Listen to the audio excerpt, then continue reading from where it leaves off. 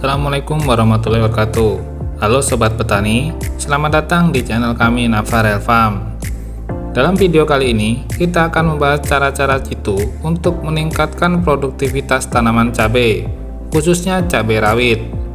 Kita akan mengikuti langkah-langkah yang diterapkan oleh Pak Suparman, seorang petani sukses dari Kapenawon Pandak, Kabupaten Bantul, yang telah berhasil memanen cabainya sebanyak 21 kali.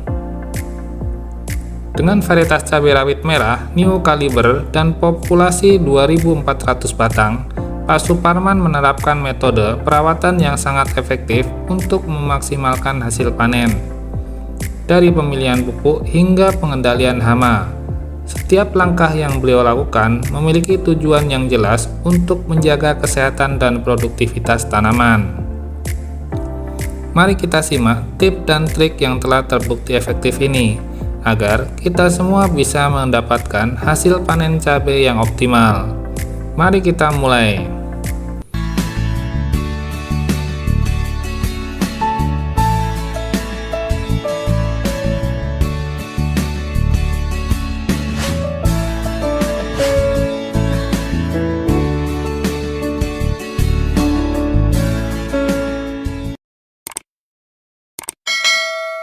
Menghabiskan 15 karung kapur pertanian atau dolomit, 25 kg NPK Ponska subsidi, dan 50 kg pupuk fosfat Vertipos, tanpa menggunakan pupuk kandang sama sekali, karena beliau berniat untuk efisien biaya pemupukan.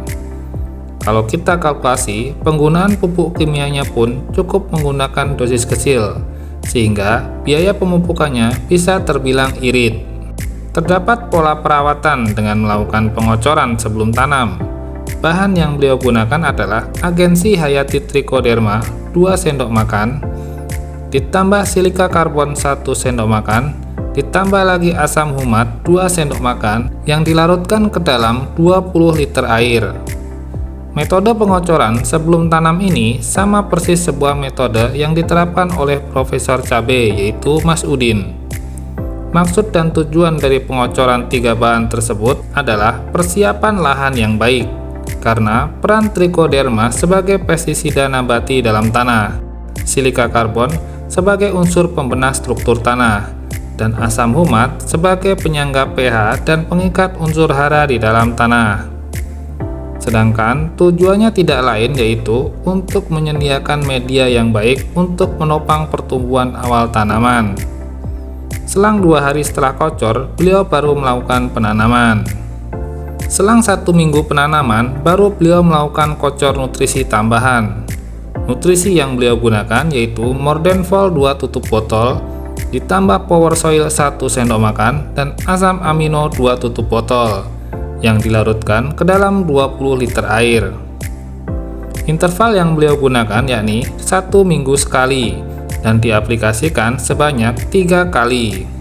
Kemudian, tanaman mulai umur 20 hari setelah tanam, beliau kembali mengaplikasikan 3 bahan tadi ditambah dengan pupuk super Interpros dengan dosis 2 sendok makan per 20 liter air. Penambahan bahan ini beliau aplikasikan sampai tanaman umur 45 hari setelah tanam. Metode pengocoran yang beliau lakukan pun mirip sekali dengan metode kocor Profesor Cabai. Terdapat lubang yang berada pada bagian tengah bedengan. Ternyata lubang ini beliau manfaatkan untuk pengaplikasian pupuk susulan. Untuk pupuk susulan, beliau menggunakan NPK Ponska subsidi dan pupuk kimia ZA. Aplikasi pupuk susulan beliau lakukan selepas umur 45 hari setelah tanam. Pengimbangan nutrisi via atas beliau juga turut aplikasi dengan cara spray. Nutrisi yang beliau gunakan yaitu Mordenfol 2 tutup botol dan Vigorin 2 tutup botol yang dilarutkan ke dalam 16 liter air. Interval spray 1 minggu sekali. Bahan yang digunakan untuk spray hampir sama dengan bahan yang digunakan untuk pengocoran. Tidak ada patokan kapan insektisida diaplikasikan karena beliau lebih melihat kondisi tanaman terlebih dahulu. Mulai masuk insektisida ketika beliau menjumpai gejala awal serangan keriting daun. Insektisida yang beliau gunakan yaitu bahan aktif abamectin dan imidacloprid. Tetapi, cara pencampurannya untuk masing-masing bahan aktif beliau larutkan secara terpisah. Setelah larut, baru beliau campurkan menjadi satu. Cara pencampuran beliau ini bertujuan untuk memperhatikan kompabilitas. Air irigasi yang beliau gunakan adalah air sumur, baik itu air untuk larutan spray, kocor, maupun pengenangan lahan. Pertimbangan beliau menggunakan air sumur yaitu agar steril dan terhindar dari kontaminasi bakteri dan jamur. Memasuki fase awal pembuahan, beliau fokus menggunakan pupuk kalium kalinet 2 tutup botol dan MKP 2 sendok makan yang beliau campurkan ke dalam 16 liter air. Beliau merasakan bahwa setelah aplikasi dua bahan ini memberikan sinergis yang cukup baik untuk pertumbuhan buah cabenya. Secara produktivitas, tanaman meningkat, kualitas buah yang dihasilkan juga optimal. Untuk saat ini, sudah menjumpai musim hujan. Sampai di petikan ke-21 kali ini, beliau baru mengaplikasikan 3 kali fungisida.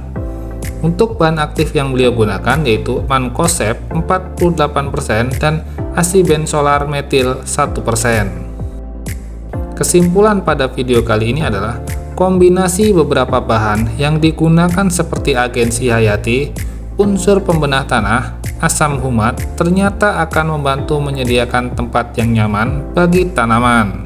Disusul dengan aplikasi nutrisi yang tepat jenis, dosis, dan waktu juga memberikan hasil maksimal, terutama dalam menjaga potensi produktivitas dalam jangka panjang. Terima kasih sudah menyaksikan video kali ini Sobat Petani. Semoga tips dan trik perawatan tanaman cabai yang kami bahas dari pengalaman Pak Suparman bisa memberikan inspirasi dan membantu sahabat meningkatkan produktivitas panen. Jangan ragu untuk mencoba metode yang telah terbukti efektif ini di kebun sahabat sendiri. Jika sahabat memiliki pertanyaan atau ingin berbagi pengalaman, tuliskan di kolom komentar di bawah. Kami akan sangat senang mendengarnya. Jangan lupa untuk like, share, dan subscribe jika sahabat menyukai konten ini. Aktifkan juga notifikasi agar sahabat tidak ketinggalan video menarik lainnya seputar dunia pertanian. Sampai jumpa di video berikutnya dan tetap semangat dalam bertani. Selamat berkebun dan semoga sukses. Wassalamualaikum warahmatullahi wabarakatuh.